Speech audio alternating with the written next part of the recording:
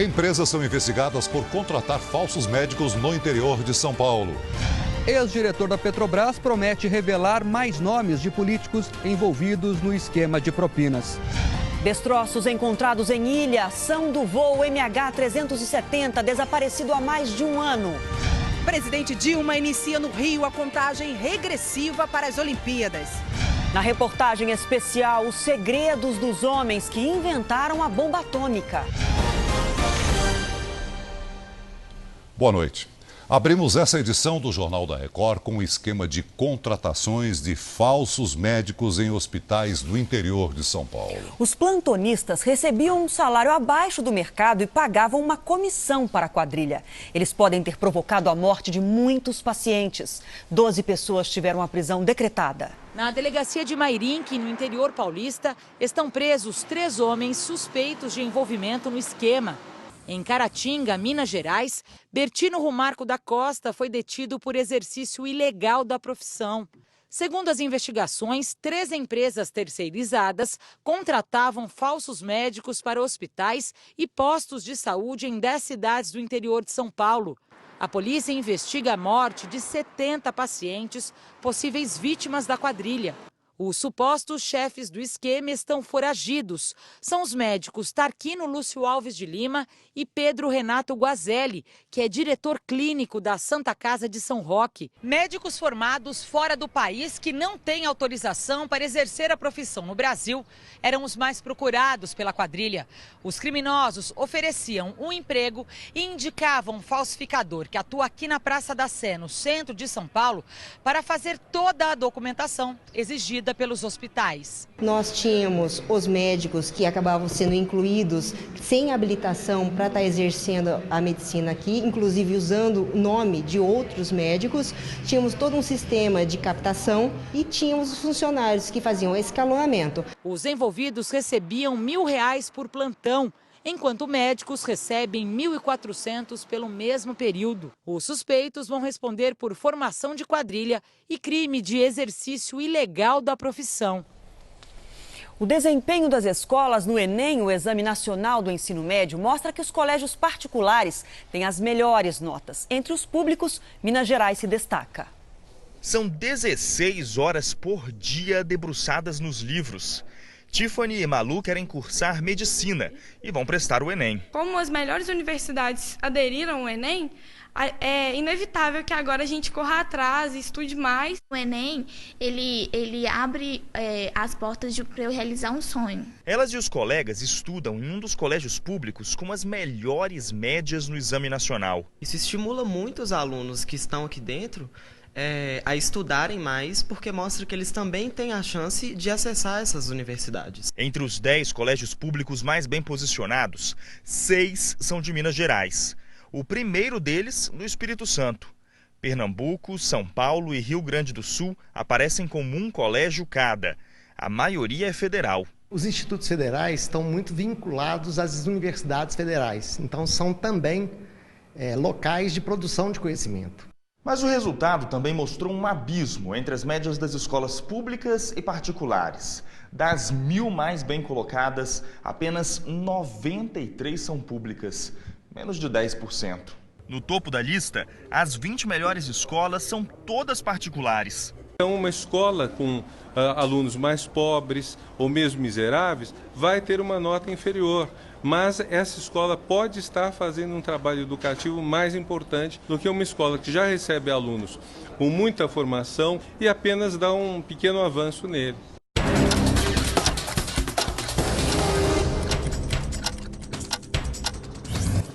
Um motorista atropelou 9 pessoas na zona leste de São Paulo. Uma mulher de 73 anos morreu no local. O homem perdeu o controle do veículo e invadiu a farmácia. Ele sofreu um infarto depois do acidente e foi internado em estado grave. Ex-diretores do Banco Central, entre eles o ex-presidente Chico Lopes e diretores do Banco Fonte Sindan, foram condenados a devolver quase 5 milhões de reais aos cofres públicos. Eles usaram informações sigilosas para apostar na compra e venda de dólares durante a crise cambial de 1999. O dono do banco Marca, Salvatore Catiola, já havia sido condenado e preso por causa dessas operações. Um novo processo envolvendo Catiola ainda será julgado. Dezenas de baleias francas e golfinhos em busca de águas mais quentes foram avistados no litoral catarinense. Biólogos explicam que de 3 em 3 anos, as baleias voltam à região para terem os filhotes. O Brasil começou oficialmente hoje a contagem regressiva para a Rio 2016. Uma série de eventos na cidade marcou a data de 1 ano para os Jogos Olímpicos, os primeiros da América do Sul. Raias montadas num cartão postal do Rio. A Lagoa Rodrigo de Freitas vai receber mais de 500 atletas até o fim de semana durante o Campeonato Mundial Júnior de Remo. Há 1 ano da abertura dos Jogos, o Rio vive o clima olímpico. Ex-atletas e operários visitaram as instalações das arenas esportivas, junto com o prefeito Eduardo Paes e o presidente do Comitê Rio 2016, Carlos Nussmann, e receberam placas com a marca de 1 ano para os Jogos. A presidente Dilma Rousseff, o ministro dos Esportes, George Hilton, e o presidente do Comitê Olímpico Internacional, Thomas Bach, participaram da cerimônia oficial da contagem regressiva. Dilma cumprimentou medalhistas olímpicos e brincou com o mascote dos Jogos. A presidente reconheceu que ainda falta muita coisa para fazer, mas que todos os projetos serão concluídos a tempo. Com a experiência acumulada, ao realizar com grande sucesso a Copa do Mundo em 2014, cumpriremos todas as etapas necessárias. O presidente do COI comparou o legado que a Olimpíada do Rio deixará ao de Barcelona em 92, considerada um exemplo. Thomas Bach classificou o Rio como uma cidade quente e vibrante. Your unique combination of passion and efficiency. A festa começa agora e continua até a abertura oficial das Olimpíadas em 5 de agosto de 2016. Foram programados mais de 40 eventos teste para a preparação da cidade. Os Jogos Olímpicos do Rio vão bater um recorde, com a participação de 206 países. É a primeira vez que as Olimpíadas serão realizadas num país da América do Sul. A festa é do esporte mundial, mas o ritmo é bem brasileiro.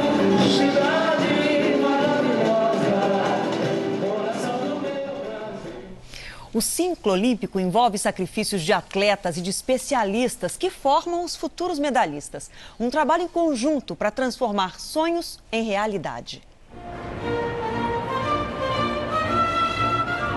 São imagens como essas que os brasileiros querem ver daqui a 1 ano. Mas para chegar lá, o caminho é longo e passa por garimpeiros de talentos. Como a gente não tem esporte desenvolvido em todos os locais, a gente acaba perdendo esses talentos. Então, tem que ter sorte. Nós, treinadores, a gente vive procurando, a gente vive nas ruas olhando e muitas vezes a gente não tem onde encaminhar. A menina que gostava de andar de cabeça para baixo foi descoberta por acaso em um projeto social. O que era brincadeira virou coisa séria. E hoje, Flávia Saraiva é uma das principais esperanças da ginástica feminina do Brasil. O olhar de Georgette Vidor mudou o destino da inquieta Flavinha. Eu ficava assistindo a Jade, a Dani, a Daiane. Eu ficava olhando e falava, um dia ainda quero ser igual a elas. Quando ela fez o teste, a Georgette me chamou e falou comigo, olha, sua filha nasceu ginasta. Ela tem futuro, se você confiar em mim, porque eu tô vendo aqui uma grande ginasta. Grande como Luísa Parente, Daniela Hipólito, Jade Barbosa, todas pupilas de Georgette Vidor. Agora, a pequena Flávia Saraiva tem a chance de chegar ainda mais longe, no pódio inédito para essas meninas, que parecem frágeis, mas que têm força para emocionar um país inteiro. O sonho não é impossível e a gente, se daqui a 1 ano, a gente vai aquecer nesse ginásio e vai se preparar para caminhar. Que emoção! Amanhã chove forte sobre parte do norte e do nordeste. Temporais atingem a faixa leste do litoral, com alerta de transtornos, principalmente para a Bahia. No Rio Grande do Sul, chove na fronteira com o Uruguai por causa de uma frente fria. No interior do país, a umidade continua baixa e pode chegar a apenas 15% no centro-oeste. Temperatura acima da média em Palmas, com 39 graus. No Rio de Janeiro também faz calor e 32. O tempo seco deixa Belo Horizonte em alerta. À tarde, faz 25 graus. Em Rio Branco, 35. Em Vitória, 31. Em Salvador, chove forte. E a máxima é de 26 graus. Os destroços encontrados em uma ilha do Oceano Índico são do voo MH370, desaparecido em março do ano passado. A informação foi dada pelo primeiro-ministro da Malásia. Ele espera que a notícia conforte um pouco as famílias e disse que as investigações sobre as causas do acidente continuam. A aeronave sumiu dos radares quando ia de Kuala Lumpur para Pequim, com 239 pessoas a bordo. Uma grave crise financeira atinge a Igreja Católica nos Estados Unidos há 2 meses da primeira visita do Papa Francisco.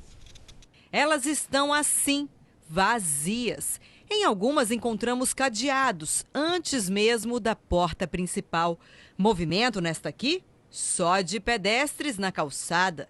Cenário que pode ser explicado pela redução do número de católicos nos Estados Unidos. Um relatório recente revelou que a igreja perdeu 3 milhões de fiéis nos últimos 8 anos, o que significa que agora apenas 1/5 da população americana segue o catolicismo. A Igreja Católica aqui perde mais adeptos do que ganha. A cada novo fiel, 6 mudam para outras religiões.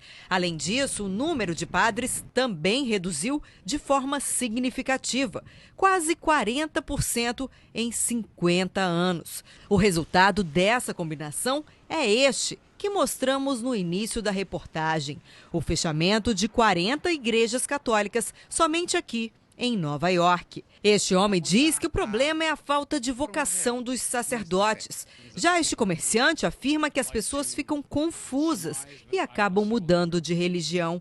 Entre os motivos também estão a crise financeira, a especulação imobiliária e os casos de abuso sexual. Tudo isso ocorre num momento delicado, há 2 meses da primeira visita do Papa Francisco aos Estados Unidos. Muitos fiéis apelaram ao Vaticano para tentar reverter o fechamento das igrejas. Mas o cardeal daqui de Nova York já avisou: não dá mais para esperar o povo aparecer e nem gastar com uma estrutura que não está funcionando. Em alta pelo 5º dia, o dólar chegou a ser vendido a R$ 3,50 e fechou cotado a R$ 3,49. O dólar alto é comemorado por alguns setores. É o caso da indústria de brinquedos. Nesta fábrica de brinquedos em São Caetano do Sul, a preocupação maior é conseguir dar conta dos pedidos para o segundo semestre. Em 50 anos de história, essa é uma boa fase. Aqui não se fala em crise, e sim em crescimento. A gente trabalha com um número de 20%, né? Mas a gente está feliz de poder continuar com o nosso espaço. Novas linhas de produtos foram criadas, modelos de sucesso no passado foram relançados e o mercado tem aceitado a ideia. A produção em ritmo acelerado não é um privilégio só dessa fábrica. Na contramão da crise, o setor de brinquedos conseguiu espaço para crescer. A projeção até o final do ano é para lá de otimista, chega a 15%.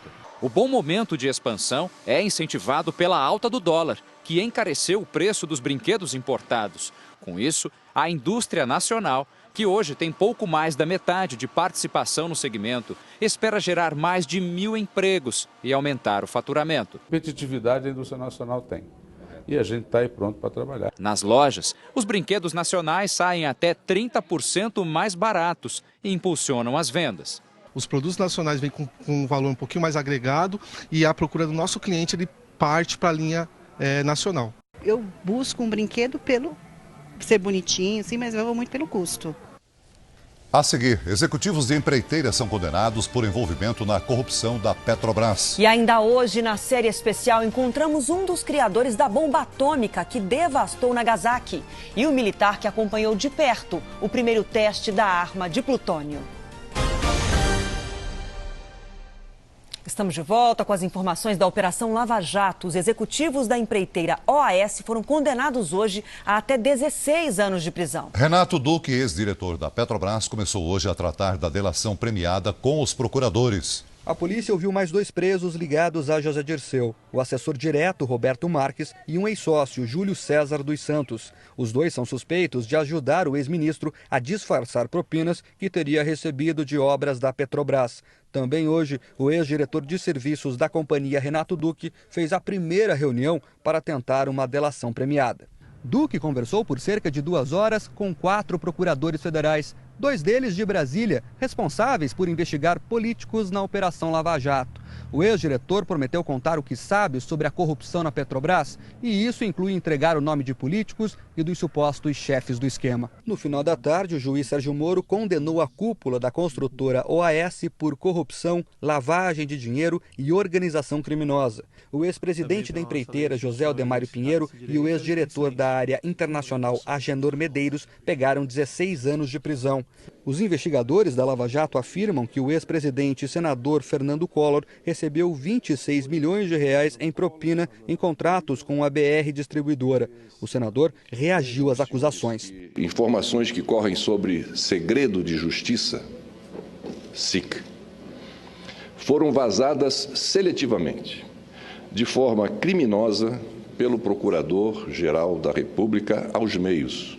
Em voz baixa, ofendeu o Procurador-Geral, Rodrigo Janot. A assessoria de imprensa da Procuradoria-Geral da República disse que não vai se pronunciar sobre o xingamento do senador Fernando Collor ao procurador Rodrigo Janot.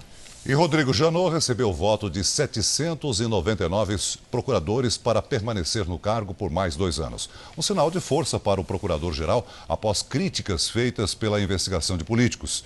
Também foram indicados Mário Bonsalha e Raquel Dodge, ambos da Subprocuradoria-Geral. A lista segue agora para a presidente Dilma, que decide quem fica com o cargo.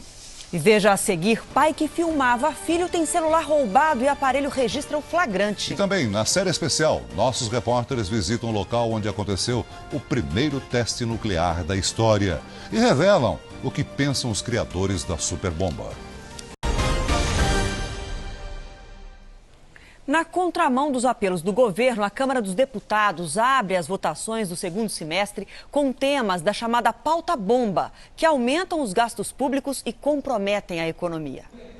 Os deputados mantiveram no primeiro dia de votação a emenda que equipara os salários da Advocacia Geral da União e de delegados aos de ministros do Supremo Tribunal Federal. A mudança vai gerar um gasto adicional de 10 bilhões de reais por ano aos cofres públicos. É uma pauta extremamente perigosa. Nós estamos aqui discutindo uma preocupação com o Brasil, que não pode retroceder por uma questão meramente política. Acusado de dificultar a vida do governo, o presidente da Câmara responsabilizou a falta de unidade dos aliados pelas sucessivas derrotas do Palácio do Planalto aqui no plenário da Casa. O assunto chegou aí para a pauta porque os líderes assim o colocaram, com o objetivo de votar a Advocacia Geral da União e não de votar 200 matérias. O vice Michel Temer, articulador político do governo, fez um apelo ao Congresso. Preciso pensar no país, acima dos partidos, acima do governo e acima de toda e qualquer instituição, está o país. Se o país for bem, o povo irá bem. É o apelo que eu faço aos brasileiros, é o apelo que eu faço às nossas instituições. Um telefone celular acabou gravando a ação de um ladrão atrapalhado no litoral de São Paulo. O flagrante aconteceu na Praia Grande. O pai registra com o celular a brincadeira do filho com a sobrinha. De repente, o roubo.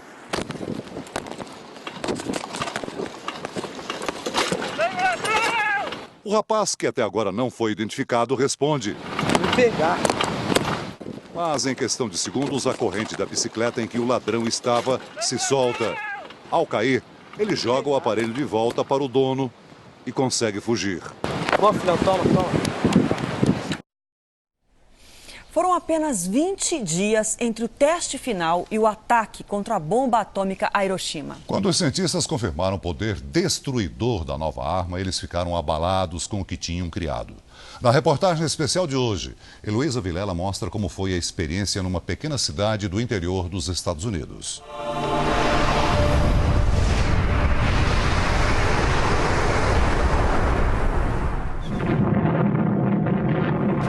20 anos depois que o mundo conheceu os cogumelos nucleares, o pai da bomba atômica, Robert Oppenheimer, garantiu.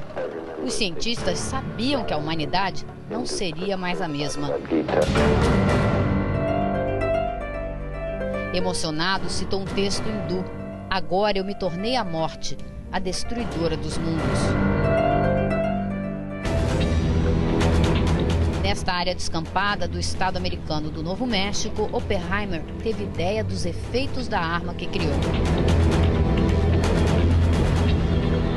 O projeto Manhattan produziu 2 tipos de bomba: a de urânio e de detonação convencional lançada sobre Hiroshima, e uma outra de plutônio com um sistema complexo de explosão que ninguém sabia se daria certo. O destino dela seria Nagasaki.